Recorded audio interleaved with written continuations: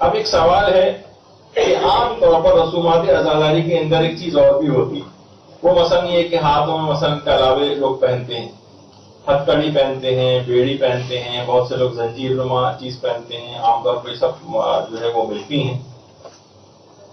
تو اس پہ بھی ایک چیز اعتراض یہ ہوتا ہے کہ یہ تو آئمہ نے اپنی مرضی سے تو نہیں پہنی تھی، یہ دشمن نے پہنائی تھی.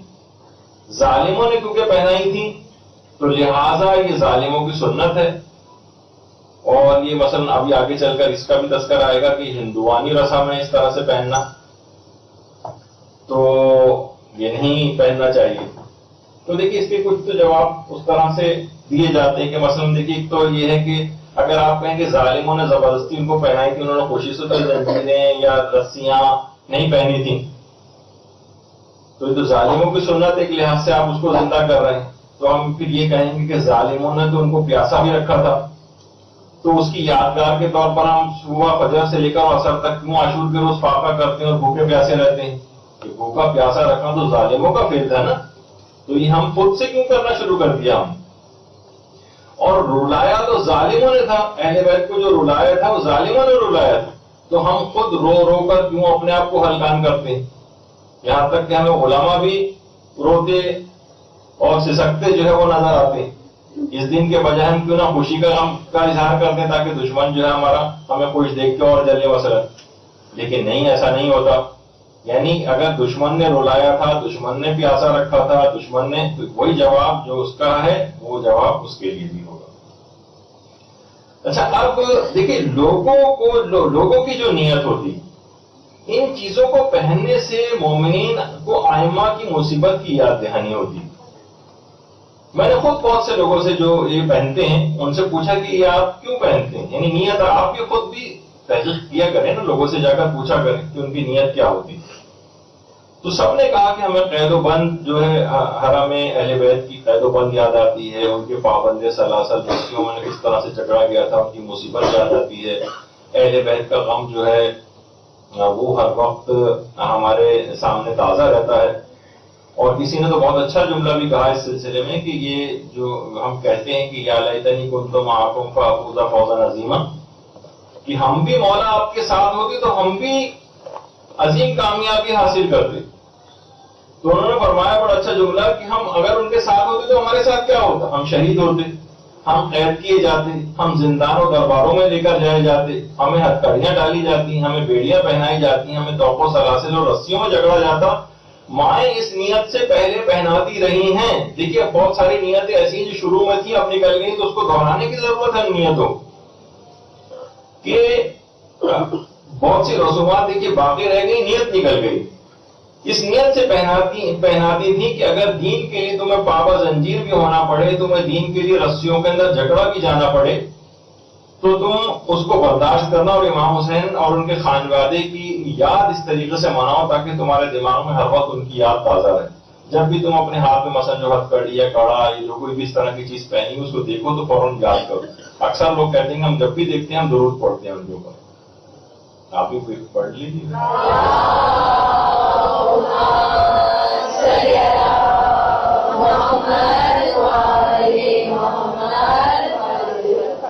تو زبردستی لوگوں نے اگرچہ ان کو پہنائی تھی، لیکن اب ہم احتجاج کے طور پر بھی پہنتے ہیں، احتجاج کے طور پر پہنتے ہیں. آپ نے دیکھا ہوگا کہ جو لوگ بھی یہ پہنتے ہیں، مثلا اسکول جاتے ہیں، کالجز جاتے ہیں، اپنے جاب کی جگہوں پہ جاتے ہیں، ہر شخص پوچھتا ہے کہ کیوں پہنا ہوا ہے تم. غیر شیعہ بھی اس سے پوچھتے ہیں. اب آپ کے پاس بہت اچھا اور نادر اور نایاب موقع ہوتا ہے کہ آپ اہل بیت کے مظالم جو ان پر کیے گئے وہ بتائیں آپ کو، اور فوراً دماغ میں اس کے سوال اٹھے گا اچھا کس نے ان کو جو ہے شہید کیا، پورے حالات کیا تھے، اس کی طرف جائے گا تو اس اصل ظالموں تک پہنچ جائے گا. تو یہ جو چیزیں ہر وقت آپ کے پاس کچھ رسوم و رواج کے طور پر بہت کسی نے سوچ سمجھ کے چیزوں کا ایسا رائج کیا ہے کہ جس سے باطل ہمیشہ آشکار ہوتا رہے اور حق ہمیشہ ہر لحاظ سے ظاہر ہوتا رہے. مثلا اگر آپ رو بھی رہے ہوں گے یا دل کے اندر بھی غمگین ہوں گے تو دوسرے کو پتہ نہیں چلے گا کہ امام حسین پہ کیا ظلم ہوا، سوائے اس کے کوئی ایسی علامتیں وہ دیکھے کہ وہ آپ سے سوال کرے کہ یہ تم نے ایسا کیوں کیا ہوا اور ویسا کیوں. آپ کے رسومات عزاداری پہ ہر شخص بار بار سوال کرتا ہے کہ تم لوگ ایسا کیوں کرتے ہو.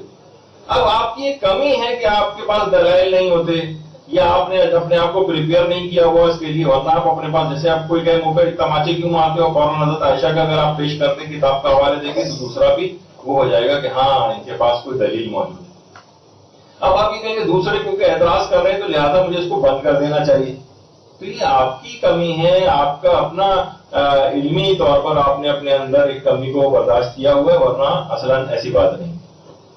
اچھا, آپ لوگ یہ کہتے ہیں کہ بھائی اگر امام کو اپنے طور پر اس کا اختیار ہوتا تو کبھی بھی ان چیزوں کو نہیں پہنتے. آپ نے تو اختیاراً پہنی ہوئی, ظالموں نے ان کو زبردستی پہنائی تھی مثلا.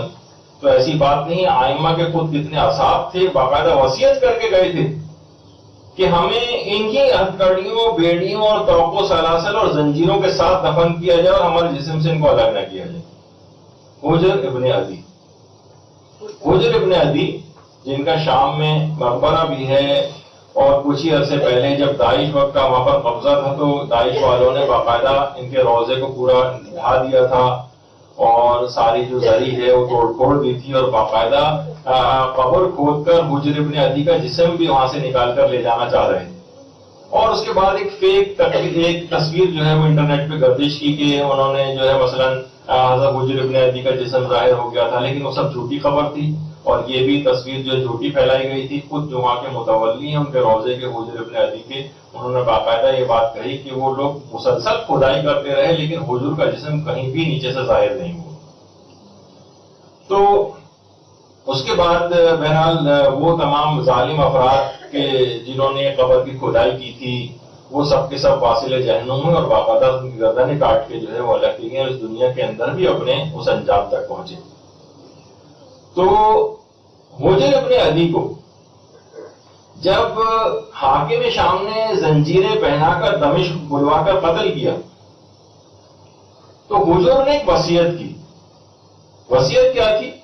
حجر نے وصیت کی, باقاعدہ کنز العمال کے اندر بھی ہے, اسد الغابہ کے اندر بھی ہے, اہل سنت کی کتابوں کے اندر ہے کہ لا تطلقوا عنی حدیدا, دیکھو میری جو جتنے بھی ہتھکڑیاں, بیڑیاں, جو لوہا اور زنجیریں سب مجھے پہنائی گئی ہیں ہرگز مجھ سے جدا نہ کرنا. ولا تغسلوا عنی دمان, اور میرے جسم سے خون کو بھی صاف نہ کرنا. میں اسی حالت میں جو ہے وہ حاکم شام معاویہ کے ساتھ ملاقات کروں گا اور باقاعدہ اس کے ساتھ جدال کروں گا کہ یعنی مجھے اس طریقے سے بے گناہ جو ہے وہ کیوں اور اس نے جو ہے قتل کیا ہے اور اتنا ظلم کیوں کیا ہے. تو کیوں منع کر رہے ہیں کہ بھائی یہ تو ظالم نے پہنائی ہے نا, آپ کو ظالم نے پہنائی ہے, پھر آپ کیوں کہہ رہے ہیں کہ میرے جسم سے لوہے کو جدا نہ کرنا اور میں حاکم شام سے اس طرح سے. تو یہ احتجاج کا ایک طریقہ ہے باقاعدہ احتجاج کا. آج کا مومن اگر یہ ہوتا تو یہ اعتراض کرتا ہے حضور جب آپ کو یہ وصیت کرنے کی کیا ضرورت تھی, تو ظالموں کی سنت تھی کہ وہ انہوں نے آپ کو پہنائی ہوئی تھی تو آپ اور اس کو پہنے رہنے پر مصر ہیں. تو یہ کہا جائے گا کہ حضور نے احتجاج کیا اور اسی احتجاج کو آج لوگ کڑا پہن کر, زنجیر پہن کر یا اس طرح سے کوئی بھی چیز پہن کر اس کو ظاہر کرتے ہیں, اپنا احتجاج جو ہے وہ ریکارڈ کرواتے ہیں. یعنی ایک طریقہ احتجاج ہے, طریقہ احتجاج. کیونکہ جب بھی کوئی شخص یہ پہنتا ہے تو فوراً اس کا یہ عمل غیروں کو مصائب امام حسین کی طرف متوجہ کرتا ہے. جیسے میں نے ابھی کہا اسکول, کالج, یونیورسٹی, جاب کی جگہ, ہر جگہ کوئی بھی دوست احباب آپ کا ہوگا آپ سے سوال ضرور کرے گا کہ یہ تم نے ہاتھ میں کیوں پہنا ہوا ہے. اب آپ کے پاس بہت گولڈن چانس ہوتا ہے کہ اس کو اہل بیت کی مصائب بتائیں, اس کو تاریخ بتائیں تاکہ اس کا دماغ کچھ سوچنے پر مجبور ہو اور جن چیزوں کو اور ہستیوں کو اس نے اپنے نزدیک مقدس بنایا ہوا ہے اس میں کچھ دراڑ اس کے آ سکے. اور یہی وجہ ہے کہ پوری دنیا کے آپ ترکی کے اندر دیکھیں, ترکی کے اندر جو عورتیں نے پچھلی دفعہ بھی آپ کو تصویر دکھائی تھی کہ وہ ہاتھوں میں زنجیریں پہنتی. آپ ان سے کہا جائے کہ بھائی آپ کیوں پہن رہی ہیں, یہ تو بدعت ہے اور یہ تو ظالموں نے ان کو پہنائی تھی تو زبردستی پہنائی تھی, تو آپ کیا ظالموں کی سنت زندہ کر رہے ہیں؟ تو آپ جا کر ان سے پوچھیے. تو وہ یہ کہتی کہ اس زمانے میں اہل حرم کے ساتھ جو مصائب ہوئے تھے اور ان کو زنجیریں پہنائی تھی, ہم اس کی یاد کے طور پر اس کو پہنتے. اور آج کتنے ہی زیادہ وہاں پر, یعنی پورا سوچیے کہ لاکھوں کا جو ہے وہ مجمع ہوتا ہے اور ہر عورت کے ہاتھ میں اس لحاظ سے زنجیر ہوتی.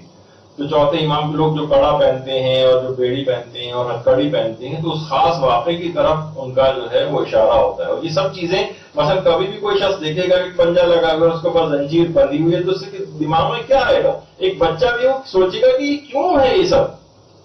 یہ بہت اچھا موقع ہے کہ اس کے دماغ میں سوال پیدا ہو اور سوال کا پھر اس کو جواب دیا جائے. ہر دیکھنے والے کے دماغ میں سوال کا پیدا ہونا اور اس کا جواب دیا جانا یہ اس لحاظ سے ضروری ہے. تو یہ اس تمام مظالم کو آپ بتا سکتے ہیں ان چیزوں کے بہانے، ان چیزوں کے ذریعے کہ یہ سب چیزیں کیا ہیں. اور آج بھی کربلا اور نجف جو واک ہو رہی ہے اس میں کتنے ہی افراد ہاتھ پاؤں میں زنجیریں باندھ کر، کتنی تصویریں آپ انٹرنیٹ کے اوپر دیکھیں کہ اس ظلم کا اظہار کرتے ہوئے کہ خاندان اہل بیت پہ کیسے مظالم ہوں اس کا اظہار کرتے ہیں باقاعدہ. تو یہ سب چیزیں ایسی ہیں جس کو دیکھنا چاہیے. پھر اس کے بعد ایک اور تاریخ کے اندر ملتا ہے ایسا واقعہ کہ حسن مصنع کے بیٹے جو علی تھے، جن حسن مصنع کا عبد قاسم کے لحاظ سے تذکر آیا تھا اس دن، انہی کے بیٹے باقاعدہ مقاتل الطالبین کے اندر روایت بھی ملتی ہے کہ جب علی ابن حسن کو منصور نے تہخانے میں قید کیا تو انہوں نے بھی مرتے دم تک لوہے کی زنجیریں اتارنے سے منع کر دیا اور کہا تھا کہ ہرگز یہ ہتھکڑیاں جو بیڑیاں مجھے پہنائی گئی ہیں مجھے ہرگز نہ اتارنا. میں اسی حالت میں اللہ کے حضور پیش ہوں گا اور منصور سے جو ہے وہ میں پوچھوں گا کہ اس نے مجھے بے گناہ جو ہے چیزیں کیوں پہنائی تھی. تو یہ علی ابن حسن مصنع کی باقاعدہ وصیت. یہاں سے سوال کیا جائے علی ابن حسن مصنع یہ تو ظالموں نے آپ کو پہنائی تھی، پھر آپ اس کو پہننے پر اصرار کیوں کر رہے ہیں؟ تو وہ کہیں گے کہ میں احتجاج کے طور پر یہ بات کر رہا ہوں. تو وہی احتجاج کی ان کی سیرت پر آج لوگ عمل کرتے ہیں اور احتجاجاً اس چیز کو پہنتے ہیں.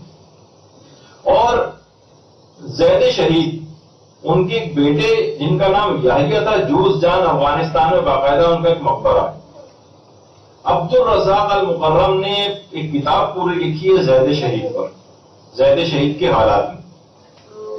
اس میں انہوں نے لکھا ہے باقاعدہ کہ ان کی شہادت کے بعد ان کے لاشیں سے ہتھکڑیاں اور بیڑیاں کھول کر الگ کی گئی تھیں ان کی شہادت کے بعد. تو شیعہ مومنین کی پوری جماعت نے لوہار سے جا کر بات کی اور کہا کہ تم یہ ہتھکڑیاں بیڑیاں اور زنجیریں ہمیں فروخت کر دو. اور اتنی زیادہ لوگوں کی رغبت تھی ان کی ہتھکڑیوں بیڑیوں اور زنجیروں کو خریدنے میں کہ باقاعدہ پھر سمجھے ایک لحاظ سے معاذ اللہ اس کو کہنا نہیں چاہیے جس طرح آپشن ہوتا ہے، اور باقاعدہ 20,000 درہم ان کی ہتھکڑیوں اور بیڑیوں کی قیمت لگی تھی. لیکن صاحبان ایمان کی پوری جماعت نے یحییٰ کی ان ہتھکڑیوں اور بیڑیوں کو خریدا تھا اور بعد میں لوہار کے ذریعے ان کے چھوٹے چھوٹے پیس کروائے تھے اور مومنین نے اپنی انگوٹھیوں میں نگینے کے طور پر اس لوہے کو پہنا. یعنی تاریخ اسلام میں، شیعت کی تاریخ میں مومنین میں شروع سے اس طرح کی رسمیں رائج رہی ہیں جس سے ہمیشہ ان کی شہادت کو منایا جاتا رہے. یحییٰ جس مظلومانہ طریقے سے شہید ہوئے لوگوں کو دکھانے کے لیے ہر وقت ہاتھ میں انگوٹھی رہے گی، ہر وقت ان کی یاد تازہ رہے گی. جو لوہا اس کے اندر پہنا، ہر شخص پوچھے گا کہ مثلا یہ تو عقیق ہوتا ہے، فیروزہ ہوتا ہے، اس کی جگہ لوہا کیوں لگا ہوا ہے؟ تو کہیں گے کہ یہ ان کی ہتھکڑی اور بیڑی ہے تاکہ ان کے اندر ایک تحرک بھی پیدا ہو. تو بہرحال اسی طرح سے علماء فرماتے ہیں کہ ہمارے ساتویں امام موسی کاظم علیہ السلام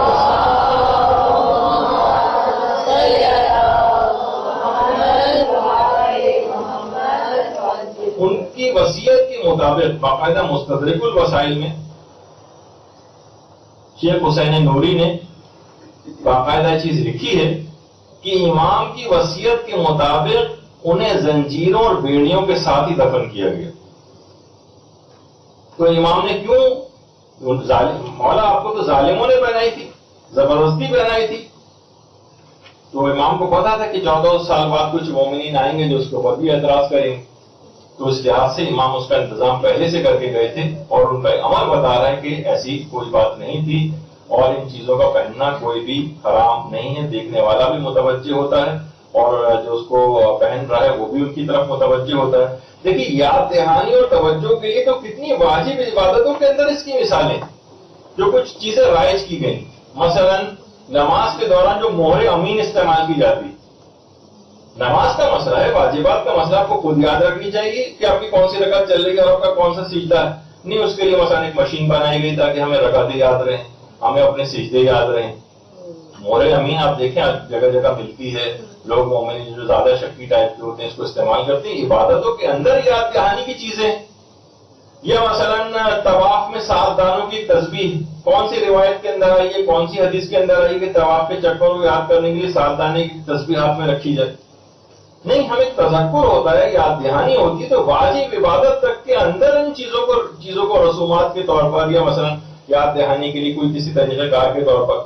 تو اب اگر کوئی شخص مثلا اپنے ہاتھ میں کوئی ایک ہرے رنگ سے رنگ کا کوئی کپڑا سا باندھ لے، کوئی مسک کیا ہوا کسی آئمہ کے ذریعے سے کوئی دھاگا باندھ لے، کوئی کلاوا باندھ لے، اس سے کوئی کڑا پہن لے، کوئی مثلا ہتھکڑی ٹائپ کی کوئی چیز جس سے ان کی یاد آتی رہے، تو اس میں کون سا مضاحقہ ہے، کون سا ایک حرام کام ہے کہ جس کا وہ مرتکب ہوا ہے کہ اس کو برا بھلا کہا جائے. آپ ہندوستانی کے حوالے سے کتنے فتاوے بھی علماء جو ہے وہ نقل کرتے ہیں. مثلا سوال پوچھا گیا کہ ان کے فتوے کے مطابق جو جوابات علماء دیتے ہیں کہ ممبر حسینی کا بوسہ لے کر اپنے آپ کو متبرک کرنے کا کیا حکم؟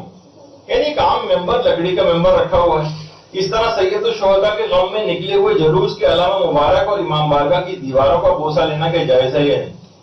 جواب: ایسا کرنے میں کوئی حرج نہیں ہے، بلکہ ہر وہ چیز جس کی نسبت سید الشہداء اور دیگر ائمہ معصومین کی طرف ہو ان سے متبرک ہونے میں کوئی اشکال نہیں.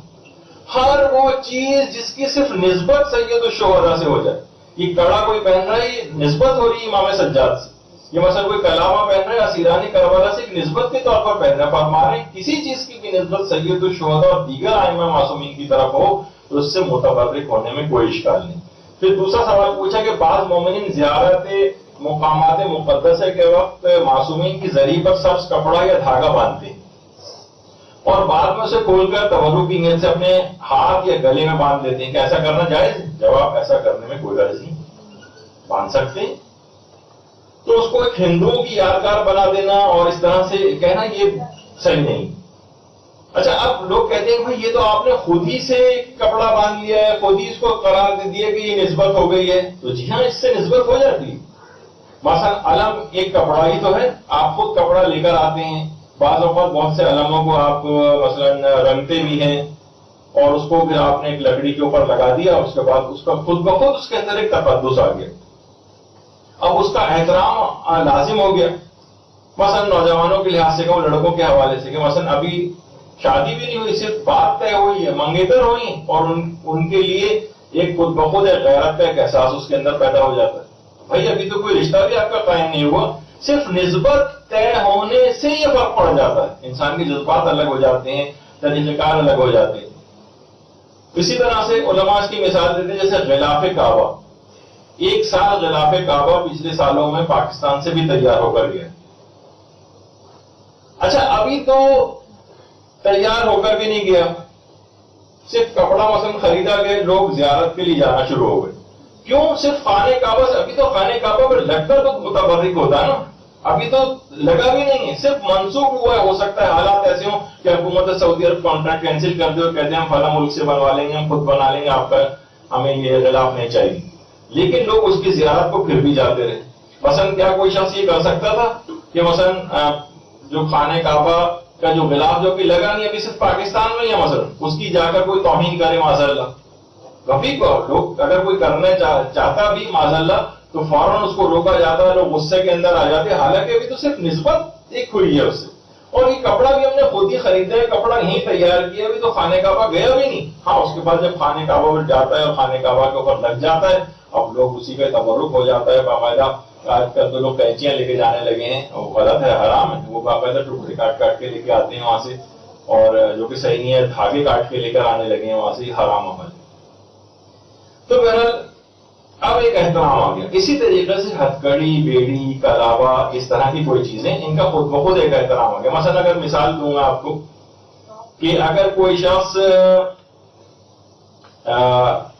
یا مثلا جیسے کہ حضرت عباس سے منسوب ایک مشق ہوتی، معاذ اللہ یہ خود ہم نے بنائی ہے، صرف ایک نسبت ہی تو تھی، اس کو اٹھا کے معاذ اللہ سما معاذ اللہ کوئی شخص نیچے توہین کے لحاظ سے نیچے پھینک دے، اس کو پٹا دے مثلا، تو ہر شخص، ہر شیعہ غصے میں آ جائے گا اور کہے گا کہ یہ آپ نے کیا توہین کی. حالانکہ وہ کہے گا بھائی توہین کیا، یہ کوئی حضرت عباس کی مشق تھوڑی ہے، یہ تو آپ نے خود ہی بنائی ہے، جا کے خرید کر لے کے آئے ہیں فلاں دکان سے، بس آپ نے خود سے ہی نسبت دے دی. جی ہاں، نسبت دینے سے متبرک ہو گئی، اور اتنی متبرک ہو گئی کوئی شخص اس کی ورنہ کوئی اور اس طرح کا کوئی برتن رکھا ہوتا کوئی نیچے پھینک دے کسی کی شکل کا مثلا، اور نسبت نہ دی گئی ہوتی، تو پھر یہ مثلا کوئی ایک ایسی طور پر کہ بھئی یہ پہلے زمانے میں مشقیں ایسی ہوتی تھیں اور یہ مشق اس کے بعد پھینک بھی دے تو کوئی پرواہ نہیں کرے گا، لیکن نسبت ہونے سے اتنی پرواہ کرنی پڑے گی.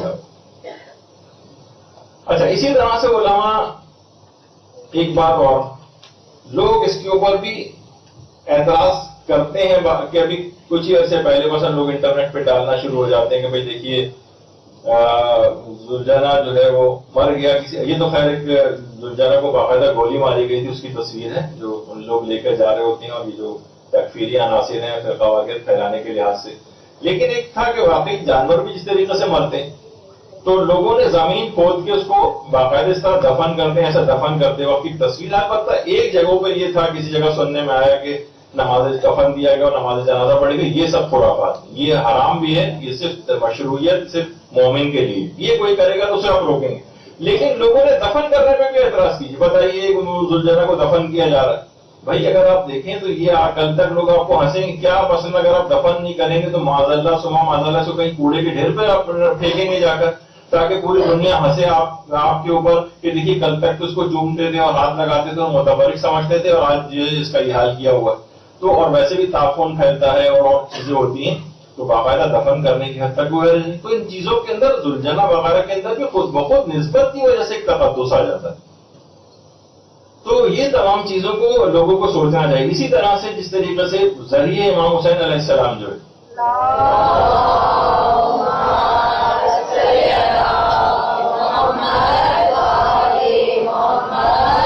باقاعدہ ایران کے اندر تیار ہو کر گئی اور مکمل زری ایران میں تیار ہوئی، اور ابھی گئی بھی نہیں تھی وہاں، اور بے تحاشا لوگ، ہزاروں کی تعداد میں لوگ روزانہ آ رہے ہیں. بلکہ یہاں سے علامہ طالب جوہری صاحب قبلہ بھی وہاں پر گئے، اس کی زیارت کی، اس کے اندر ان کو جانے کا وہ پرمیشن ملی. وہاں جا کر انہوں نے نماز بھی پڑھی، اور نماز پڑھنے کے علاوہ کہ میرا بھی اس میں کچھ ہاتھ ہو جائے، تھوڑا سا وہاں پر کچھ کام بھی کیا کہ اس ذریعے امام حسین میں میری بھی کوئی محنت اس کے اندر لگ جائے تھوڑا سا، تاکہ کھاد انہوں نے اس کے اندر لگایا ہے تبرک کے طور پر حاصل کرنے کے لیے اس سے. تو ابھی کیا ہے کہ یہ تو کیا اس کا اب احترام نہیں تھا اس وقت، یہ تو ابھی گئی بھی نہیں تھی وہاں پر. اور اس کے بعد پھر اس کو لوگ اس کی زیارت کو وہیں پر ایران میں اس کی زیارت کو آتے رہے ذریعے. اور اس کے بعد پھر جب اس کو باقاعدہ کنٹینرز کے اندر جو ہے وہ جہاز میں لے جایا جانے والا تھا تو اس کے ساتھ ساتھ بھی لوگ اسی طریقے سے ساتھ چل رہے تھے جیسے حقیقی زری کا اس طریقے سے ایک احترام ہوتا ہے. اور اس کے بعد وہی آج زری وہاں پر آپ دیکھتے ہیں امام حسین علیہ السلام ان کی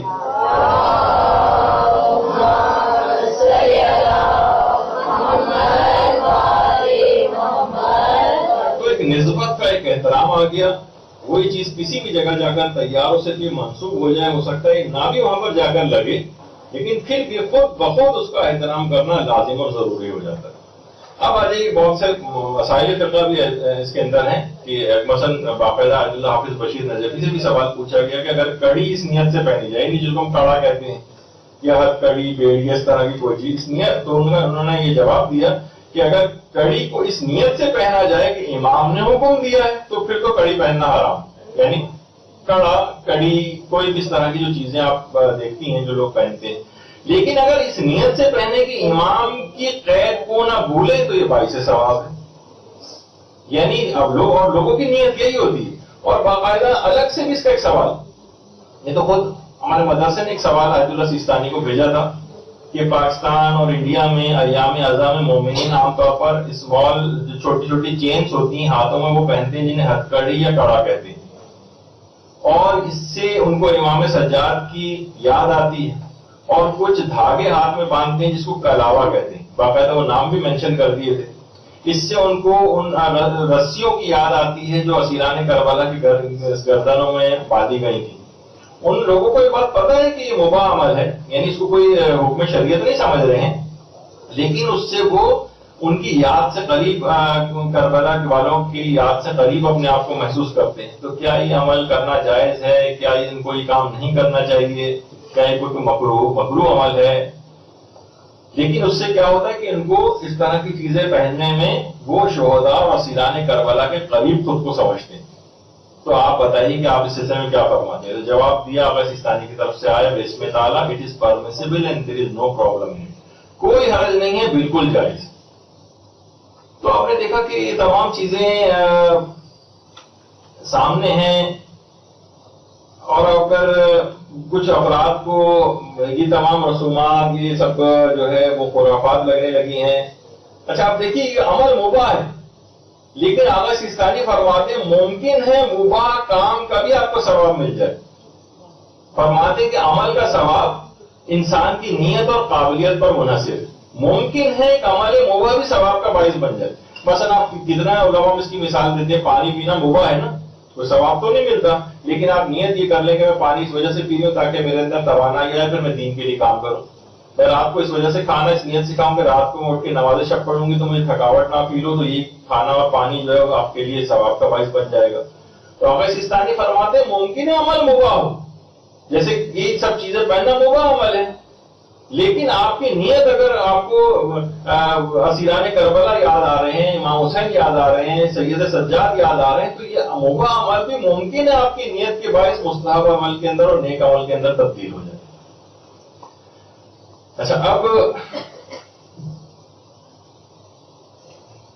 اب اگر کسی شخص کو یہ ہے کہ بھئی ہم جو ہے نہیں، ہمیں تو یہ سب چیزیں خرافاتی لگنے لگی، تو ہم ان سے کہتے ہیں ٹھیک ہے، پھر آپ ایسا کریں ایک ڈیلیگیشن بنائیے، تمام مراجع کے پاس جائیے، وہاں سے متفقہ فتویٰ لے آئیے، تو ہم سب لوگ مل کر ان سب کو ختم کروا دیں گے.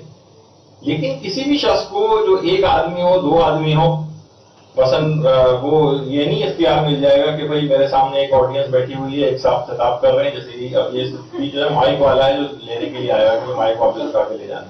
تو جتنے یہاں پر ایسے چھوٹے چھوٹے سے گروپ، چھوٹے چھوٹے سے لوگ وہ جو ہے کوئی سا بھی حکم بیان کر کے کہ یہ رسم حرام ہے، وہ رسم حرام ہے، تو اس کے ان کی باتوں کی کوئی حیثیت نہیں ہوگی. تو اب نہ نوجوان کوئی اس طرح سے، نہ کوئی سطحی معلومات رکھنے والا کوئی مولانا مراسم رضا کے خلاف اگر مثلا کوئی مہم چلائے تو ہم اسے احترام کے ساتھ روکیں گے کہ یہ کام نہ کریں. یہ حلال و حرام کرنے کا جو اختیار ہے یہ فقط مجتہد کے پاس ہے اور کسی کے پاس نہیں.